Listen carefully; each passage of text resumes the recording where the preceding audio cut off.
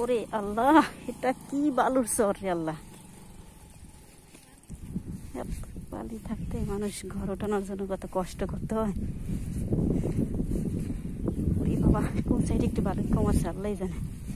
কত বছর পর আমি আবার সেই নদীর উপরে যাচ্ছি, যেখানে আমার মেয়ের বয়স 2.5 বছর। তখন আমি গিয়েছিলাম একবার, আর এই এখন যাচ্ছি প্রায় 10-11 বছর পর।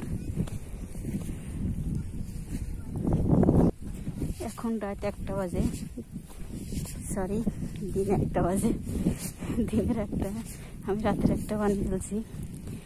আর এই বালির চর দিয়ে এখন যাওয়া অনেক কষ্ট হয়ে যাচ্ছে, যেহেতু বালিগুলো অনেক গরম হয়ে গেছে। ভাই আর ওর ছেলে হুন্ডা নিয়ে যাচ্ছে, আমি ওর হুন্ডায় এসেছি, হুন্ডা পর্যন্ত যেতে চাচ্ছে না। কি অবস্থা বালি। তুই বাইরের হুন্ডাটা নিয়ে আসতি,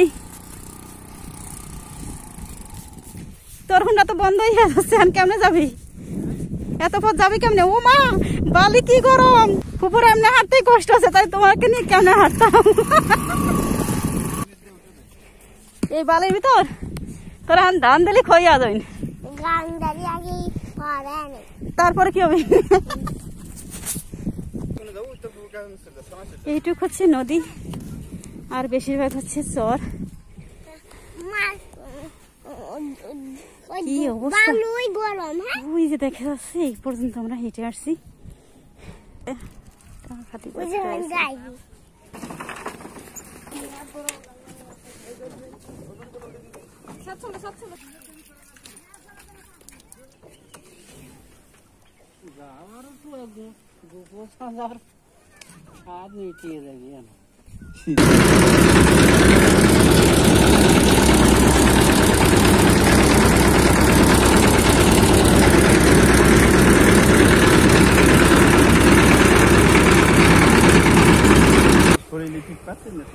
ওরে বাবা রে বাবা,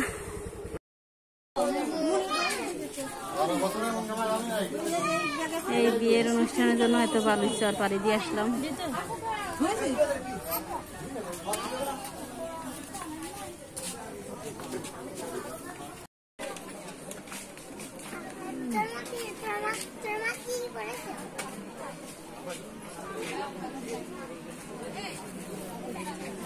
কি দেখো তুমি?